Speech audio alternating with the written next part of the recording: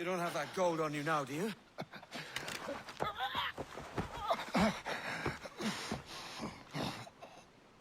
Bloody fucking pirates!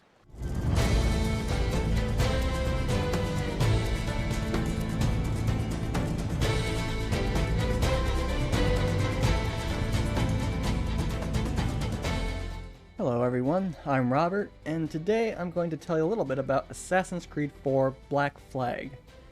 The basic premise is that you are a privateer turned pirate/assassin by the name of Edward Kenway. You sail in the Caribbean Sea during the Golden Age of piracy, and befriend most of the famous pirates of that time. The story mostly involves experiencing specific events in pirate history. However, Edward has his own motivation for being present during these events.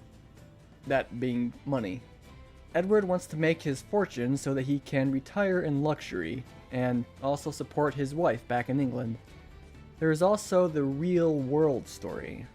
Every Assassin's Creed game I've played has this modern story where your controlled character is entering the Animus, which I guess is like 4D or 5D virtual reality.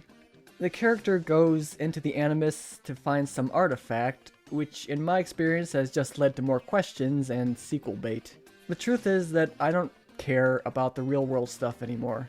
It never seems to end and isn't all that interesting. It's not too bad in this game, however.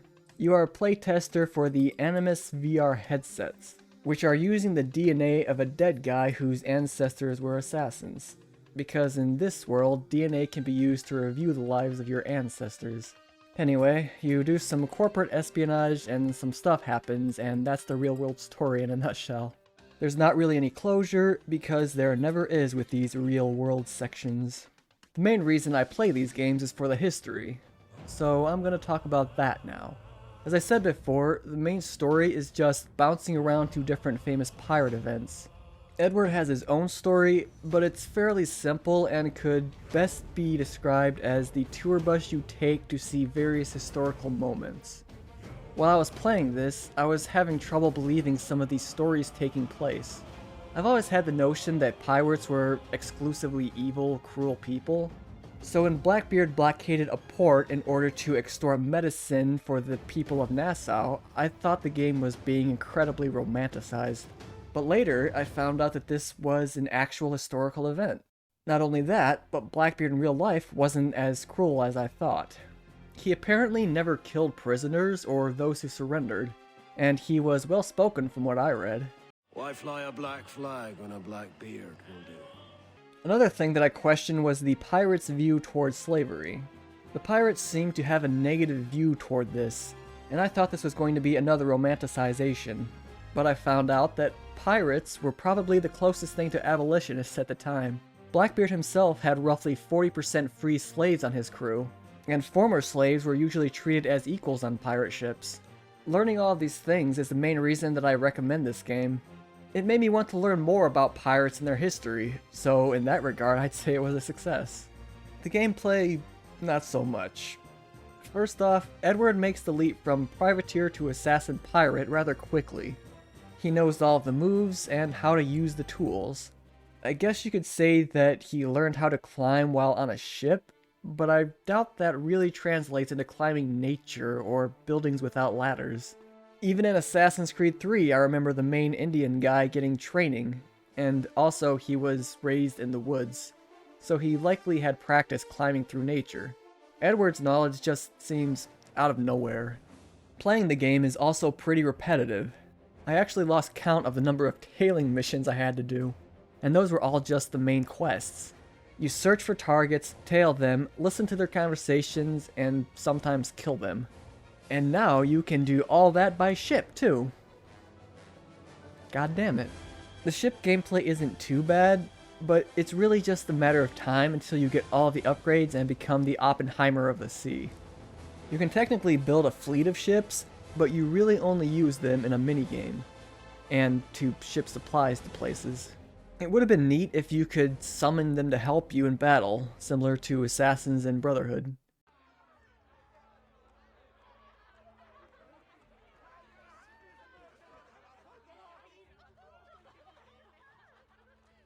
There is also less mechanic variety compared to Brotherhood. Brotherhood had the advantage of Da Vinci's inventions. You got to drive a tank, use a parachute, and fly over bonfires. Black Flag's gameplay is pretty much just everything I have already mentioned. There's also some kind of checkers minigame, but I played it once and never again. The most annoying part of the game were all these tiny islands that had only a treasure chest on them. They are required for 100% completion, and I think that they are a needless belt made of watches. Or, a waste of time. I didn't bother getting 100%, I just did what I needed to finish the main story, which is honestly all you need. The characters are also a big part of why I recommend this game. They all have unique designs, personalities, and motivations, which was far more than anything I was expecting from a modern open world game. I even found the villains to be distinct from one another, to the point where I wish there was more time spent with them. The visuals are pretty nice as well. As I briefly mentioned, the characters all have unique designs that help separate them, but there is also a lot of customization for your ship. You can choose different parts and aesthetics to suit your preference. The town architecture is era-specific, but I sometimes found that the different ports blended together for me. Forests are kind of the same in that regard, with the exception of the mine ruins, which are neat looking but often small and empty. The last thing I'll mention is the music. Ambience and battle tracks are somewhat subdued. They match the setting, but I would have preferred it be more bombastic, like Pirates of the Caribbean. What really stands out are the sea shanties. These are some of the best songs that you can find in any game. The way you unlock them is by chasing floating music sheets across ports, and they play whenever you are traversing the sea for an extended period of time. I have actually added some of these to my regular music playlists. So overall, I would say that this is one of the best pirate history games that exists. The gameplay can be repetitive, but it's not awful. If you are in any way interested in pirate history, I would say play this. If not, I would say play it anyway. You may very well enjoy what you find. If you are interested in assassin history, then play the first 3 games. Black Flag has little to offer in that regard. The best way to get it is on Steam during a sale. You can get it with the DLC for pretty cheap, although I haven't played the DLC myself. As far as rating goes, I would give this a solid 8 out of 10. Great characters, a good story, and gameplay that works. If you ever wanted to learn about pirates without reading a book, now's your chance. So thanks for your time, and I look forward to making another video. Oh, nice. 15 minutes. I like that. Short and sweet.